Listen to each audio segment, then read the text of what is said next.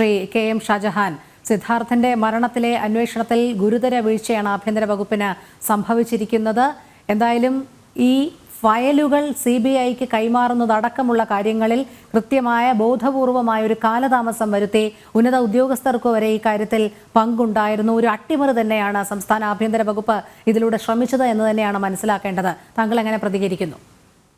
അതിൽ പ്രത്യേകിച്ച് എന്തെങ്കിലും പറയണം എന്ന് എനിക്ക് തോന്നുന്നില്ല. കാരണം ഈ സിദ്ധാർത്ഥൻ എന്ന് പറഞ്ഞ ചെറുപ്പക്കാരനെ 3 ദിവസം പച്ചവെള്ളം പോലും കൊടുക്കാതെ പീഡിപ്പിച്ച് കൊന്ന് കെട്ടിത്തൂക്കിയത് ഭരിക്കുന്ന പാർട്ടിയുടെ വിദ്യാർത്ഥി സംഘടനയാണ്. ആ വിദ്യാർത്ഥി സംഘടന കാട്ടാളന്മാരായിട്ടുള്ള നരാധമന്മാരായിട്ടുള്ള പിള്ളേരാണ് അത് ചെയ്തിട്ടുള്ളത്. അത് ചെയ്ത സമയം മുതൽ നമുക്കറിയാം. അതായത് മാർച്ച് 18-നോ 19-നോ മറ്റോ ഈ സംഭവം നടന്നിട്ട് ഇത് പുറത്തറിയിച്ചത് തന്നെ 26-നോ 27-നോ മറ്റോ. അവിടുത്തെ SFIക്കാരും അവിടുത്തെ അധ്യാപകരും കൂടി ഗൂഢാലോചന നടത്തി.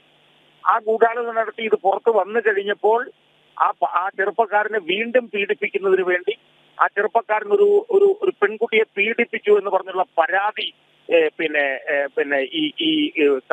കോളേജിലൊരു കമ്മിറ്റിക്ക് കൊടുത്തു. അത് നമ്മൾ കണ്ടതാണ്. അതിനുശേഷം തൊട്ടുപുറകെ ശശീന്ദ്രൻ എന്ന് TK ശശീന്ദ്രൻ എന്ന് പറയുന്ന മുൻ MLA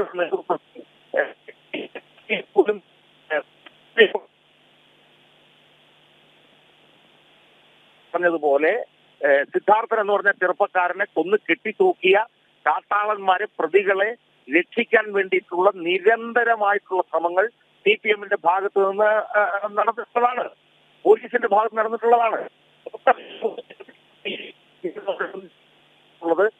നമ്മൾ കണ്ടതാണ്. അപ്പൊ സ്വാഭാവികമായും ഈ ചെറുപ്പക്കാരനെ കൊന്ന കാട്ടാളന്മാരായിട്ടുള്ള പ്രതികളെ രക്ഷിക്കാൻ വേണ്ടിയിട്ട് ഭരണാധികാരികൾ നടത്തിക്കൊണ്ടിരിക്കുന്ന നീചമായിട്ടുള്ള നിഷ്ഠൂരമായിട്ടുള്ള ശ്രമങ്ങളുടെ ഏറ്റവും പുതിയ അധ്യായമാണ് ഈ അട്ടിമറി ശ്രമം എന്ന് വിലയിരുത്തേണ്ടി വരും എന്നാണ് എനിക്ക് തോന്നുന്നത്.